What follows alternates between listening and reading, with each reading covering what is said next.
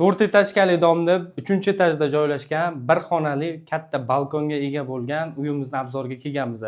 Uyimiz polniy remontdan chiqqan 3-mikrorayondagi uy hisoblanadi. Kirib kelish eshigimiz mana bu yoqdan bo'ladi. Mana shuni kirganimizda mana shunaqangi perixoshka qismi kutib oladi. Chap tomonda o'zini mana shunaqa sanuzeli bor, svetlari kuygan ekan. Ariston hamma narsalar bilan jihozlangan. Xo'p, bu yoqda yurganimizda o'zini oshxona qismi joylashgan. Kuxonniy mebellar, jalyuzi pardalar ilingan, xolodilniklar qo'yilgan. Eshiklari ham hammasi almashgan ekan, yaxshi eshiklarga. Mana shu bitta xonamiz bo'ladi. Konditsionerlar o'rnatilgan, hamma sharoitlari qilingan ekan xullas.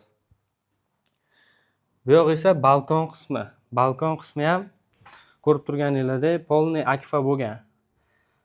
Manzil mana bu yoqda 3-mikrorayon viloyat prokuraturasining yonginasidagi dom hisoblanadi. Lokatsiyasi ham juda ham ajoyib joyda joylashgan. 4 etajli domda 3-etajdagi bir xonali Yevroremont uyimiz uchun egalari 310 million so'm narx so'rashyapti. Shoshilib qolinglar, pastda nomerlar qoldirilgan, bemalol telefon qilib kelsanglar uyimizni ko'rsatamiz.